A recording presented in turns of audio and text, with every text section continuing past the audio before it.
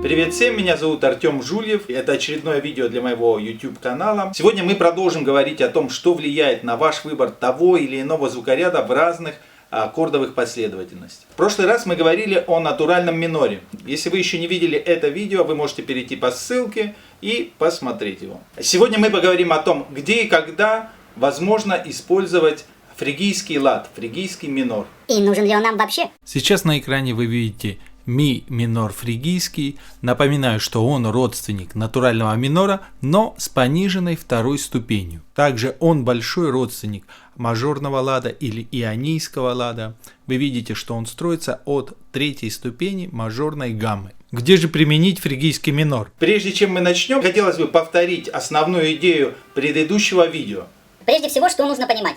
Нужно рассматривать аккорды не изолированно по одному, а смотреть, где именно находится ваш аккорд, какие аккорды его окружают. Именно аккорды, которые находятся вокруг вашего обыгрываемого в данный момент аккорда, именно они будут влиять на ваш выбор того или иного звукоряда. И возможно, это будет не один звукоряд, а несколько. Перед вами первые такты часто встречающейся аккордовой последовательности, которую когда-то придумал Джордж Гершвин и которая полюбилась джазовыми музыкантами. На эту последовательность аккордов написано много разных мелодий. Эта последовательность аккордов называется Rhythm Changes. Мне показалась она удобной для объяснения следующего примера. Сегодня нам интересны первые такты этой последовательности аккордов. Мы находимся в до мажоре. И, как вы видите, в первых двух тактах у нас здесь первая ступень, шестая, вторая, пятая до мажора. Так называемый turnaround. Здесь у нас. И в третий, четвертый такт они идентичны, да, такие же, как первый и второй. То есть turnaround повторяется два раза у нас. Чтобы разнообразить немного звучание, аккомпанирующая группа часто в третьем такте заменяет до мажор на ми минор. Это так называемая терцовая замена.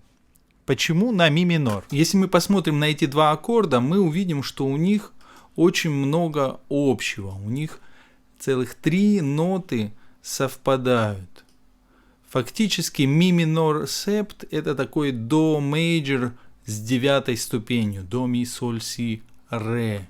Это фактически один и тот же аккорд. А что вам дает знание этого как солисту? То есть здесь у вас появляется выбор. Вы можете обыграть этот ми минор как дорийский минор, или обыграть его как фригийский минор. Или просто мыслить здесь до мейджором, что будет на самом деле одним и тем же. Давайте послушаем, как звучит пример, который я подготовил. Вы видите, что здесь в третьем такте я сыграю фригийский ми минор. Или, как на самом деле, я мыслил здесь до мейджором. Я знаю, что ми минор это терцовая замена на до мейджор. Я здесь продолжал мыслить до мейджором.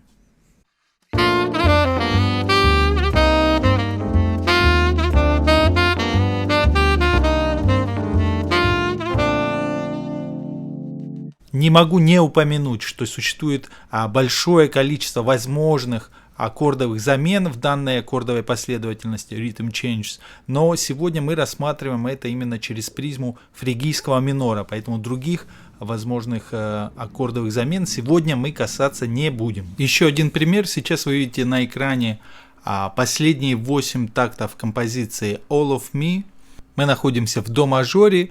Вы видите, в последних тактах у нас первая, шестая, вторая, пятая ступени. Это так называемый turnaround, да, когда у нас первая, шестая, вторая, пятая.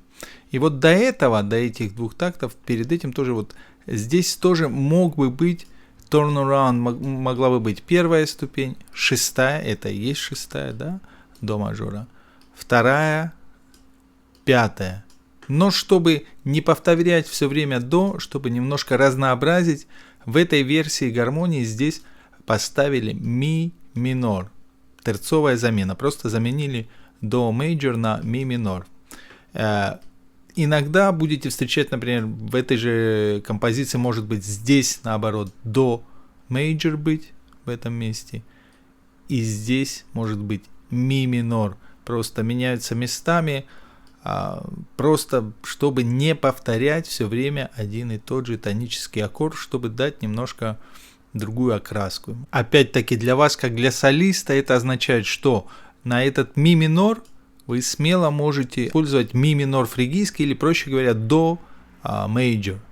Вы можете здесь играть до мейджор спокойно. Один из вариантов. Также вы можете, конечно, воспользоваться дорийским минором. Сейчас на экране фрагмент соло Лестера Янга на эти такты как раз композиции All of Me. Вы видите, что здесь на ми минор он сыграл ми минор фригийский, или я предпочитаю мыслить до мейджором. Еще один пример, который я подготовил. Аккордовая последовательность композиции Fine Romance.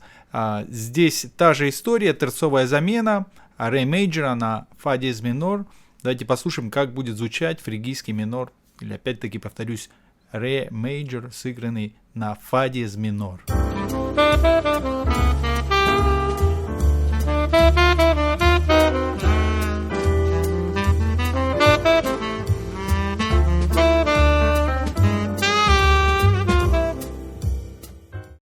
Еще один пример, фрагмент из соло Клиффорда Брауна. Вот вы видите, у нас композиция в фа мажоре, вот у нас тоника, и перед этим идет turnaround, да? Но первая ступень заменена опять-таки на терцию, и вот у нас здесь ля, то есть здесь могла быть первая, шестая, вторая, пятая, да? И разрешаемся в первой, вот чтобы она не повторялась, и здесь, здесь у нас терцовая замена. Но мы видим, что солист здесь играет, здесь мыслит явно в фа мажоре, ну или ля миноре фригийском, но я все-таки склоняюсь к фа мейджору здесь.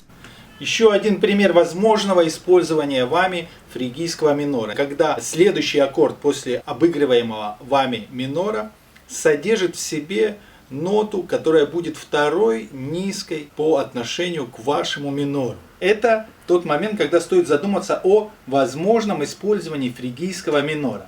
То есть этот аккорд будет влиять на окраску звукоряда, который вы можете использовать, вы можете выбрать. В следующем примере у нас всего лишь два аккорда: ре минор и ми бемоль мейджор.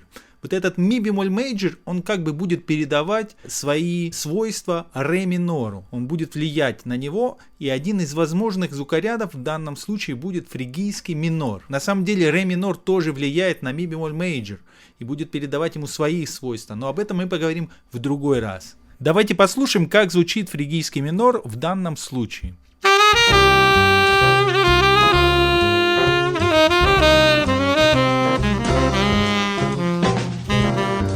Это не единственный минор, который можно сыграть в данном случае. В прошлом видео я использовал эту же тему, чтобы показать, как использовать здесь, например, натуральный минор. Но фригийский тоже возможно здесь использовать. Решайте вы, не лишайте себя этой возможности. Ну вот и все на сегодня. Это не все возможные примеры использования фригийского минора. Спасибо вам. Надеюсь, кому-то это было интересно, кому-то понравилось. Кто-то дожил до конца, наверное. Всего вам доброго, до новых встреч.